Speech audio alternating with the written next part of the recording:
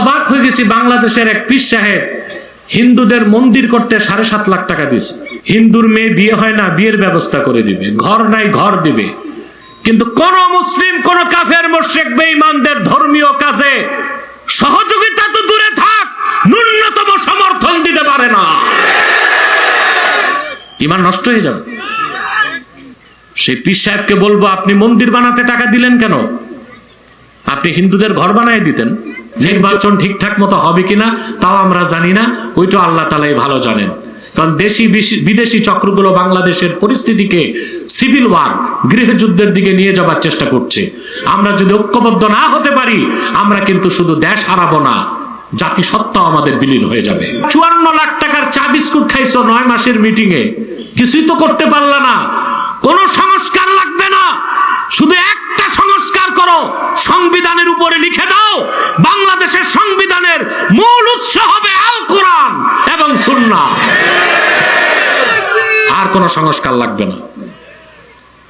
শহীদ president Ziaur রহমানকে আমি দোয়া করি, একটাই কারণ, 77 সালে গণভোটের মাধ্যমে 19 দফা দাবির পক্ষে গণভোট দিয়েছিলেন জিয়াউর রহমান।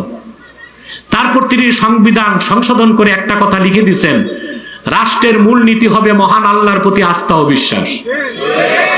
আর বিসমিল্লাহির রহমানির রহিম লেখছেন, আমি এতটুক কাজের বিনিময়ে আল্লাহ তাকে নাজাত দেখেই দোয়া করি। আমি বলে দিছি, ফরহাদ যদি 500 বছর বাঁচে আর পশ্চিমাদের লেখা সব দর্শনের বই মুখস্থ করে আসে, আধা ঘন্টা আমার সাথে কথা বলার যোগ্যতা তার হবে না ইনশাআল্লাহ। ও কি পড়ছে? দর্শন পড়ছে, দর্শন। পশ্চিমাদের লেখা দর্শনের বইগুলো আমাদের কাছে 2 পয়সা মূল্য রাখে না, ওগুলোতে আমরা ঝালমুড়িও খাইতে চাই না। ফেঞ্চুগঞ্জের মুসলমান কথাটা হৃদয়ের পাতায় লিখে নাও, মৃত্যু পর্যন্ত ভুলতে পারবা না।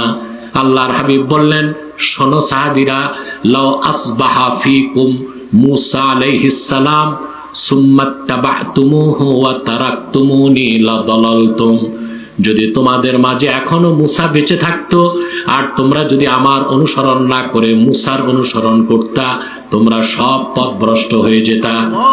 আরেক বর্ণনা এসেছে, রাসূলুল্লাহ বলেছেন, যদি এখনো মুসা বেঁচে থাকতো, আমি মুহাম্মদ সাল্লাল্লাহু আলাইহি সাল্লামের অনুসরণ ছাড়া মুসারও মুক্তির কোনো ব্যবস্থা থাকতো না।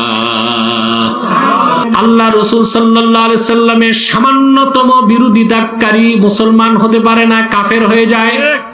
কোরআন কারীমে আল্লাহ তাআলা বলেন, ফালা ওয়া রাব্বিকা লা ইউমিনুনা হাত্তা ইউহাক্কিমুকা ফীমা শাজারা বাইনাহুম সুম্মা লা ইয়াজিদু ফি আনফুসিহিম হারাজাম মিম্মা কাদাইতা ওয়া ইউসাল্লিমু তাসলিমা।